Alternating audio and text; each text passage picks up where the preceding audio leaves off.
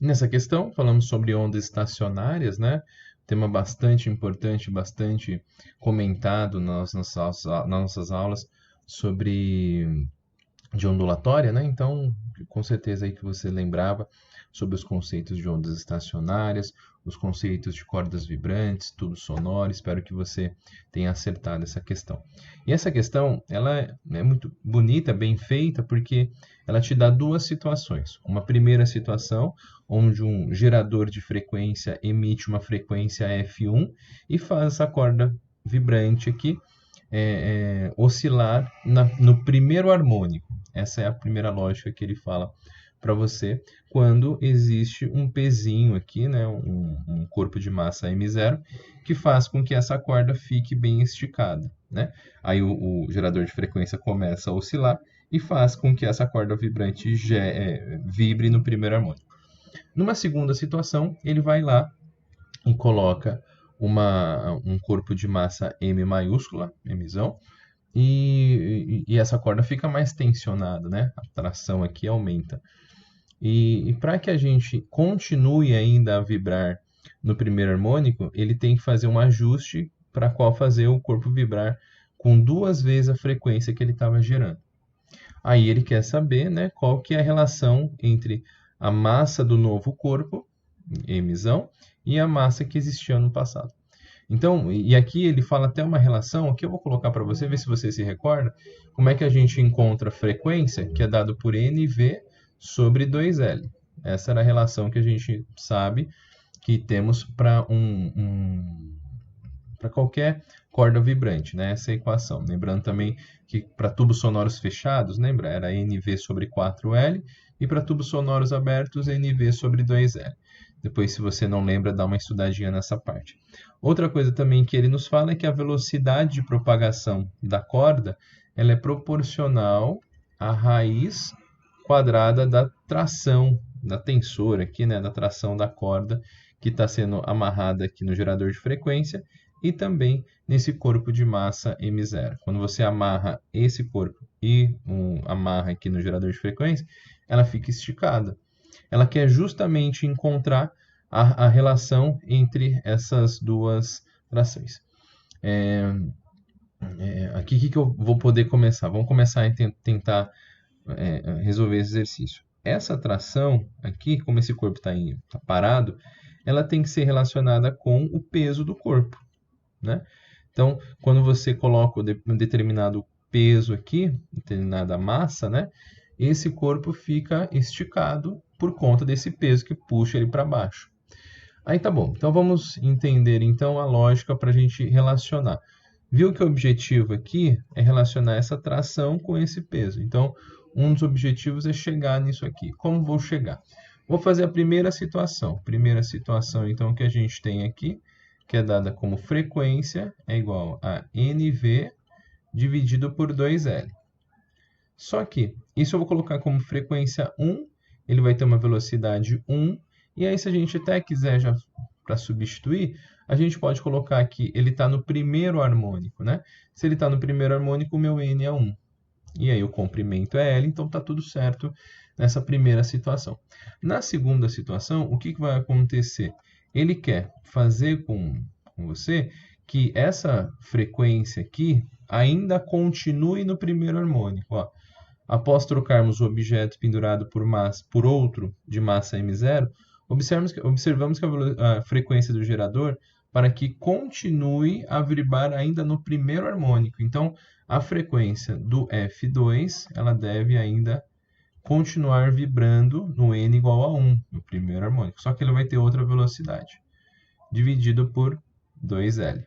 Só que viu o que ele fez para que ele continue a vibrar? Né?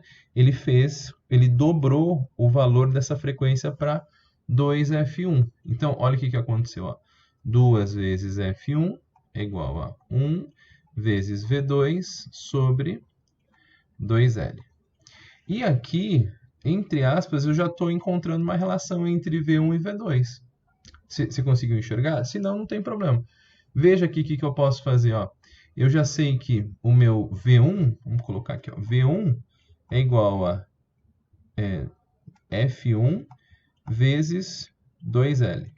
Você viu? Eu só multipliquei em cruz aqui e descobri a relação de V1.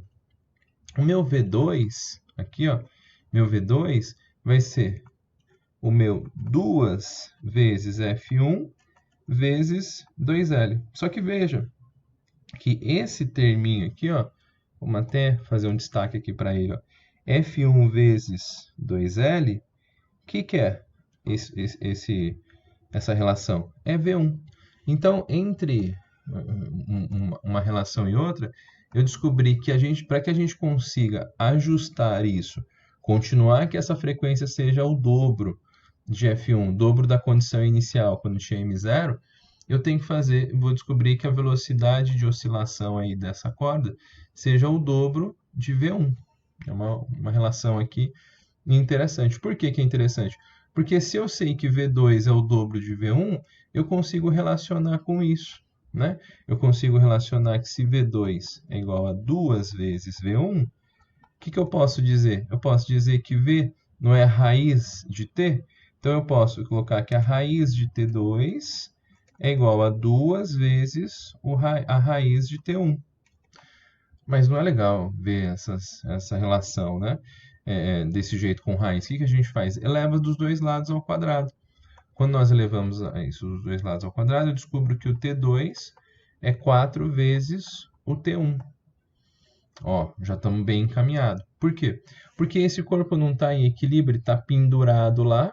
E aí eu vou ter duas condições. Eu vou ter a primeira condição, que quando ele está pendurado com a massa M0, ele equilibra o peso P1.